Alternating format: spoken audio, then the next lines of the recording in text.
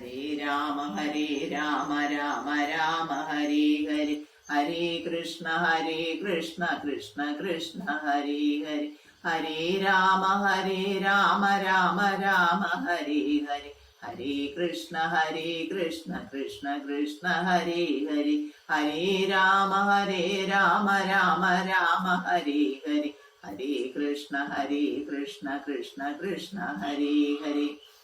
നമ്മള് ഇന്ന് ഹരിനാമകീർത്തനം അടുത്ത ഭാഗം പഠിക്കാനായിട്ട് വന്നിരിക്കുകയാണ്. അപ്പൊ എല്ലാവരും നാമം ജപിക്കുന്ന ഉണ്ടെന്ന വിശ്വാസത്തോടെ ഇവിടെ തുടങ്ങുകയാണ്. ഇപ്പം ഈ കർക്കിടക മാസം അവസാന ഘട്ടത്തിലേക്ക് എത്തിയിരിക്കുകയാണ്. എല്ലാവരും വീടുകളില് രാമായണമൊക്കെ പാരായണം ചെയ്യുന്നുണ്ടായിരുന്നു എന്ന് വിശ്വസിക്കുന്നു. ഞാനും പാരായണം ചെയ്യുന്നുണ്ട്. ഇന്ന് സുന്ദരകാന്ഡം തീരാറായി.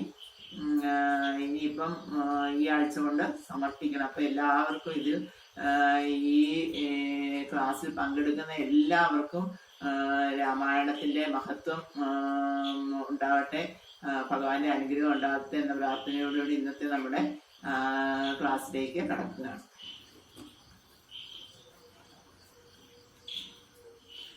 ഓങ്കാരമായ പൊരുൾ മൂന്നായി പിരിഞ്ഞുടനെ ആങ്കാരമായതിനു താൻ തന്നെ സാക്ഷിയതു ബോധം വരുത്തുവതിനാളായി നിന്ന പരമാചാര്യ രൂപ ഹരിനാരായണായ നമ. ഒന്നായ നിന്നെ ഈ കരണ്ടെന്നു കണ്ടളവിലുണ്ടായൊരിണ്ടൽ ബദ മിണ്ടാവതല്ല മമ. പണ്ടേ കണക്കെ വരുവാൻ നിൻ കൃപാവലികളുണ്ടാകയെങ്കലിക നാരായണായ നമ. ആനന്ദ ചിന്മയ ഹരേ ഗോപികാരമണ ഞാനെന്ന ഭാവമതു തോന്നായിക വേണമിക. തോന്നുന്നതാഖിലഖിലം ഞാനിതെന്ന വഴി തോന്നേണമേ വരദ നാരായണായ നമ. അർക്കാനലാദി വെളിവൊക്കെ ഗ്രഹിക്കുമൊരു കണ്ണിനു കണ്ണു മനമാകുന്ന കണ്ണതിനു കണ്ണായിരുന്ന പൊരുൾ താനെന്നുറയ്ക്കും അളവാനന്ദമെന്തു ഹരിനാരായണായ നമ. അപ്പം ഇത്രയും കാര്യങ്ങൾ നമ്മൾ കഴിഞ്ഞ ദിവസം പഠിച്ചു. ഇനി ഹരിനാമ കീർത്തനം ഇത്രയും ഈ 4 സ്റ്റാൻസ എന്ന് പറയുന്നത് അതിന്റെ ആമുഖമാണ്. ഹരിനാമ കീർത്തനം എഴുതാൻ വേണ്ടിയിട്ട് വള്ളത്തോൾ നാരായണമേനോൻ അദ്ദേഹം അതിന്റെ തുഞ്ചത്തെഴുത്തച്ഛൻ അതിന്റെ ആമുഖം എഴുതിയ ആമുഖമാണ് ഇപ്പോൾ നമ്മൾ വായിച്ച ഈ 4 പദ്യം. ഇനി അടുത്ത ഹരിനാമകീർത്തനം നമ്മൾ ഒരു പ്രവൃത്തി ചെയ്യുന്നതിന് മുൻപ് ഭഗവാനോടും ഗുരുക്കന്മാരോടും എല്ലാം അനുവാദം ചോദിച്ച് ആശീർവാദം ചോദിക്കും. അങ്ങനെ ആശീർവാദം ചോദിക്കുക, ഈ കീർത്തനം എഴുതുന്നതിനുള്ള ആശീർവാദം ചോദിക്കുന്ന ഭാഗമാണ് അടുത്ത 4 വരികളിലൂടെ പ്രതിപാദിക്കുന്നത്. ഹരിനാമ കീർത്തനമിതുര ചെയ്വതിന് ഗുരുവരുളാലെ ദേവകളും അരുൾ ചെയ്ത ഭൂസുരരും നരനായി ജനിച്ചു പുവി മരണം ഭവിപ്പളവുമുര ചെയ്വതിന്നരുൾക നാരായണായ നമ. അതായത് ഹരിനാമ കീർത്തനം രചിച്ച തുഞ്ചത്ത് എഴുത്തച്ഛനാണ് നമ്മുടെ ഇപ്പം നിലവിലുള്ള അക്ഷരമാലാക്രമത്തെ, അതായത് ഹരിശ്രീ ഗണപതി നമ കായിക തുടങ്ങിയ 51 അക്ഷരങ്ങളുള്ള അക്ഷരക്രമത്തെ ക്രമീകരിച്ചത് എഴുത്തച്ഛനാണ്. അപ്പം ഈ ഹരിനാമകീർത്തനത്തിന്റെ പ്രത്യേകതയും അത് തന്നെയാണ്. അദ്ദേഹം ഈ ഓരോ അക്ഷരങ്ങളിൽ തുടങ്ങുന്ന ഓരോ ശ്ലോകങ്ങളായിട്ടാണ് ഇത് മുഴുവന് എഴുതിയിരിക്കുന്നത്. ആദ്യം ഓകാരത്തിൽ തുടങ്ങി, ഇനി ഹരി എന്ന രണ്ടാമത്തെ ഹരി ഓം ഹരി ശ്രീ ഗണപതേ നമ എന്നതിലെ ഹരി എന്നതിൽ തുടങ്ങുന്ന 4 വരികളാണ് ഇന്നിപ്പം നമ്മൾ പഠിക്കുന്നത്. ഹരിനാമ കീർത്തനമിതൊരു ജൈവതിന്നു ഗുരു. അതായത് ഹരിനാമ കീർത്തനം, ഈ ഹരിനാമ കീർത്തനം ഉര ചെയ്വതിന് അതായത് ഈ കരിനാമകീർത്തനം എഴുതുന്നതിന് ഗുരു അരുളാലെ, ഗുരു എൻ്റെ ഗുരുനാഥനും ദൈവങ്ങളും അരുൾ ചെയ്ത ഭൂസുരരും, അതായത് ഭൂസുരർ എന്ന് പറഞ്ഞാൽ ബ്രാഹ്മണർ, ഈ ഭൂമിയിലുള്ള ദേവന്മാര്, അതായത് ബ്രാഹ്മണര്, ആ ബ്രാഹ്മണരുടെയും അനുഗ്രഹം ഉണ്ടാകണേ എന്ന് പ്രാർത്ഥിക്കുകയാണ്. നരനായി ജനിച്ചു പോയി മരണം ഭവിപ്പളവും മുര ചെയ്വതിന്നരുൾക നാരായണായ നമ.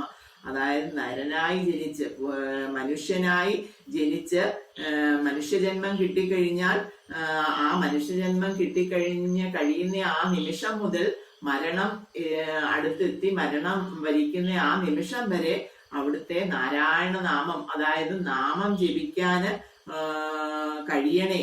ഭുവി നരനായി ജനിച്ചു ഭുവി മരണം ഭവിപ്പളവു മുര ചെയ്വതിന്നരുൾക നാരായണായ നമ.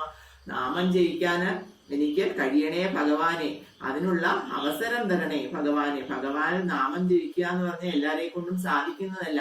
നാമം നമ്മുടെ നാക്കിൽ വരാൻ വളരെ പാടുള്ള കാര്യമാണ്. നമ്മള് നാമം ജപിച്ച് ശീലിച്ചാൽ മാത്രമേ നാമം നമ്മുടെ നാവില് എത്തുകയുള്ളൂ.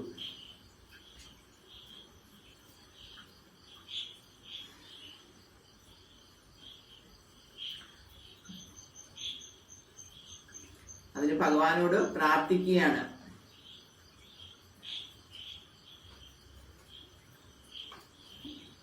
അടുത്തത് ശ്രീമൂലമായ പ്രകൃതിങ്കൽ തുടങ്ങി ജനനാന്ത്യത്തോളം പരമഹാമായ തന്റെ ഗതി ജന്മങ്ങളും പല കഴിഞ്ഞാലുമില്ലവധി കർമ്മത്തിനും പരമനാരായണായ നമ. ശ്രീമൂലമായ പ്രകൃതിങ്കൽ, ശ്രീമൂലമായ ശ്രീ പരമാത്മാവിന്റെ ശക്തി സ്വരൂപമാണ്. ശ്രീ പരമാത്മാവിന്റെ ശക്തി സ്വരൂപമായ ദേവിയിൽ നിന്ന് തുടങ്ങി, അതായത് പ്രകൃതി, ആ ദേവിയാണ് ഈ പ്രകൃതി. ആ പ്രകൃതിയിൽ നിന്നാണ് തുടങ്ങുന്നത്. ജനനാന്ത്യത്തോളം പരമഹാമായ തന്റെ ഗതി, ഈ തുടങ്ങി ജനനം അവസാനിക്കുന്നത് വരെ ആ മഹാമായയിൽ കിടന്ന് നമ്മള് ഉഴലുകയാണ്. നമ്മൾ ഓർക്കുന്ന ഓരോ കാര്യങ്ങൾ ചെയ്യുന്നത് നമ്മുടെ ഇഷ്ടത്തിനാ ചെയ്യുന്നതെന്ന് ഇല്ല. മഹാമായയുടെ ആ മായയിൽ കിടന്ന് നമ്മൾ കറങ്ങിക്കൊണ്ടിരിക്കുകയാണ്. കറങ്ങി ആ മായാ പ്രഭാവത്തിലാണ് നമ്മൾ ജീവിക്കുന്നത്. എപ്പോഴെങ്കിലും നമുക്ക് നമ്മളാണ് ഇതെല്ലാം ചെയ്യുന്നത് ഒരു ബോധം വരുമ്പോ എന്തെങ്കിലും ഒരു തട്ട് ദേവി തരും. അപ്പൊ നമുക്ക് അതിൽ നിന്ന് മോചനം ലഭിക്കും. കാരണം എന്താന്ന് വെച്ചാൽ നമ്മളെ അഹങ്കാരം അങ്ങ് കൂടി വരുമ്പോഴേക്കും ദേവി എന്തെങ്കിലും ഒരു ആപത്ത് നമുക്ക് തരും. അപ്പൊ മനസ്സിലാകും ഇതൊന്നും നമ്മുടെ ഇച്ഛയല്ല, എല്ലാം ഭഗവതിയുടെ ഇച്ഛയാണെന്ന് നമുക്ക് മനസ്സിലാകും. ശ്രീമൂലമായ പ്രകൃതിങ്കൽ തുടങ്ങി ജനനാന്ത്യത്തോളം പരമഹാമായ തന്റെ ഗതി ജന്മങ്ങളും പല കഴിഞ്ഞാലും ഇല്ലവധി കർമ്മത്തിനും പരമനാരായണായ നമ. അതായത് ജന്മങ്ങൾ കൊണ്ട് കർമ്മങ്ങളുടെ ഫലം അനുഭവിക്കാൻ വേണ്ടി ജന്മങ്ങൾ ഉണ്ടാകുന്നു. പല പല കർമ്മങ്ങളിൽ നമ്മൾ ചെയ്യുന്ന കർമ്മഫലം അനുസരിച്ചാണ് അടുത്ത ജന്മം ഉണ്ടാകുന്നത്.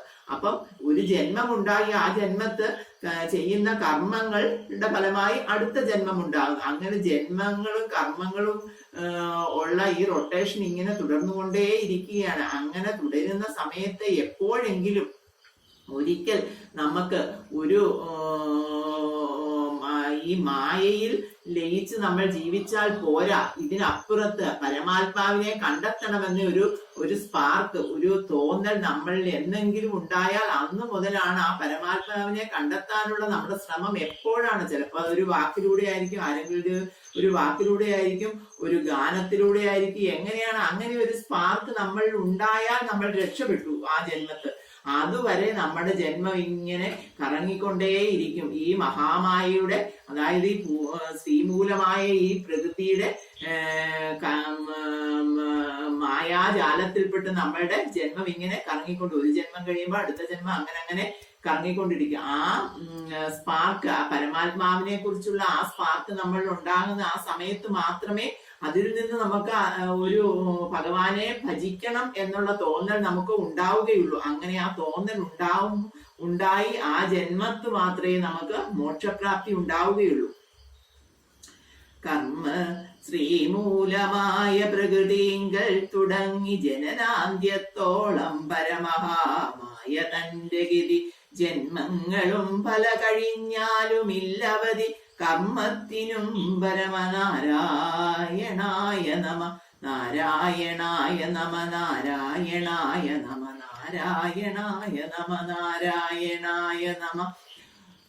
അതായത് ഒരു കോഴിയാണോ ആദ്യം ഉണ്ടാകുന്നത്, ഒരു മുട്ടയാണോ ആദ്യം ഉണ്ടാകുന്നത്, അതൊരു പ്രധാനപ്പെട്ട ഒരു ചോദ്യമാണ്. ഒരിക്കലും ഉത്തരം കിട്ടാത്ത ഒരു ചോദ്യം. ആ ഒരിക്കലും ഉത്തരം കിട്ടാത്ത ആ ചോദ്യം, പ്രകൃതിയുടെ ചോദ്യം, ഈ പ്രകൃതിയിൽ നമ്മൾ എങ്ങനെയാണോ കറങ്ങിക്കൊണ്ടിരിക്കുന്നത്, അതായത് കർമ്മമാണോ അത്, നമ്മൾ ചെയ്യുന്ന കർമ്മത്തിന്റെ ഫലമായി നമുക്ക് ജന്മം ഉണ്ടാകുന്നു.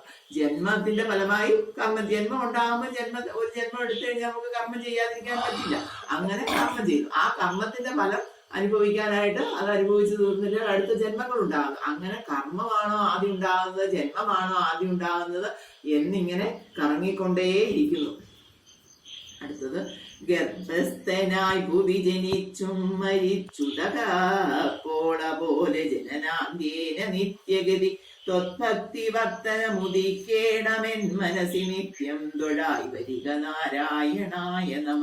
ഗർഭസ്ഥനായി ഭുവി ജനിച്ചും മരിച്ചും ഉദകപ്പോള പോലെ ജനനാന്ത്യേന നിത്യഗതി ത്വത്ഭക്തി വർത്തനമുദിക്കേണമെൻ മനസ്സി നിത്യം തൊഴായി വരിക നാരായണായ നമ.